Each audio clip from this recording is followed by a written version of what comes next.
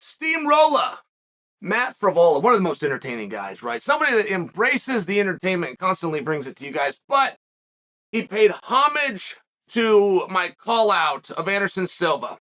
And he was talking about Paddy Pimblett. He said, Paddy Pimblett, you absolutely suck. He then nicknamed him Patty Cakes. And I know that's simple. I know that's low-hanging fruit. Come on, Patty Cakes. That's funny.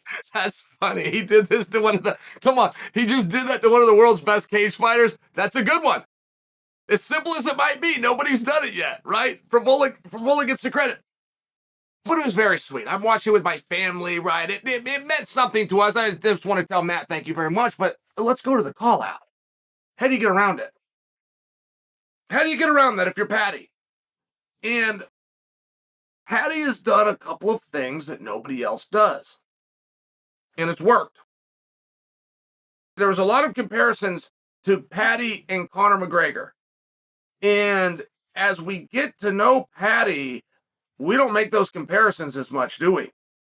I mean, Paddy is doing something his own way. Paddy is one of the biggest draws in the sport. Are you guys aware of that? I don't believe he's ranked in the top 10. I don't think he's ranked anything. They, for some odd reason, go all the way to 15. What's the point of doing a rank if you're going to go to 15, right? Why don't we just rank 100? Anyway, 15's a weird number. Okay. I don't think he's ranked anything there, though. He hasn't main evented yet, but he sold out arenas. Make sure you hear what I just said, because it's accurate. Paddy Pimblett has not main evented, but he has sold out arenas. His pop has been 2 and 3 times louder than that of the main event. Tickets are selling, tickets are moving, right? All of a sudden you announce that Paddy's on the card, boom, tickets are gone. Very easy to know who to credit it, right? There's a couple of trends that you can track. I'm just sharing with you. He's a big draw. He's a big deal. What Paddy's going to do next is a big deal. Dave Portnoy, who is a massive leader in media for sports in this country, that's the only guy he got behind. He didn't go grab up Adesanya.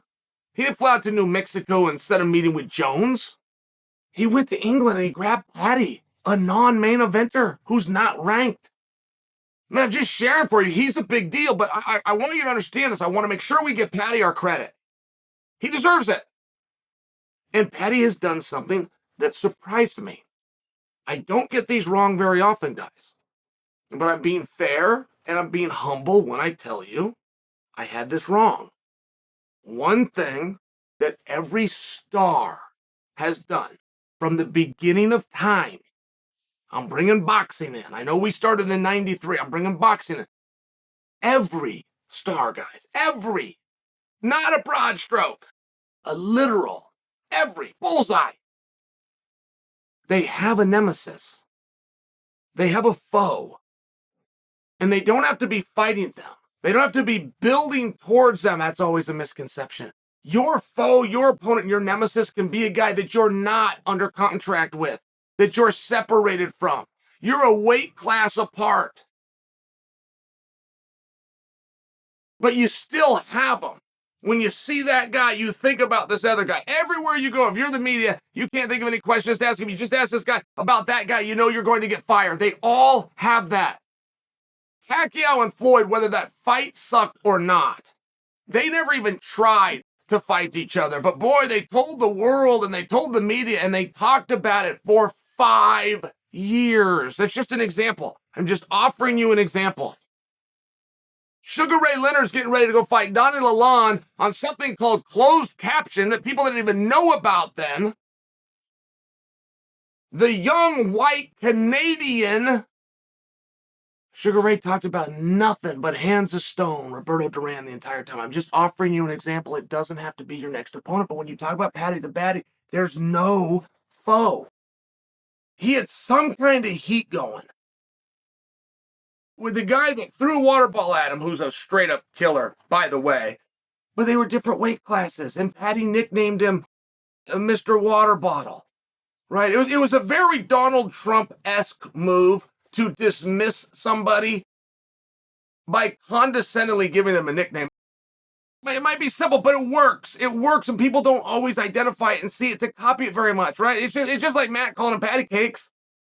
He didn't make up the word patty cakes, but he identified it and he assigned it. And it's funny, but what are you going to do? See, if this was anybody else, you can't get around that.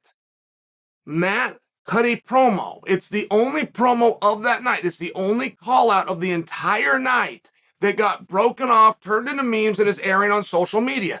Matt wins. But if Matt wins and it's about you and he tells you that you suck and you got an ego and some level of pride, you go fight the man. That's it. Or you have no pride. That's what this sport is. It's what the business is. If that, what I just said to you, does not appeal to you, don't go into this. If you don't want to be on both sides of it, the one that steps forward when the challenge is issued or the one that steps forward and gives the challenge like Matt did. But if you don't like that or that doesn't appeal to you or you don't agree with what I just said, no problem. Please don't do something else with your life. This isn't for you. So Matt has now done it. It's happened. It's done. Paddy must answer to it. He must try to fight him.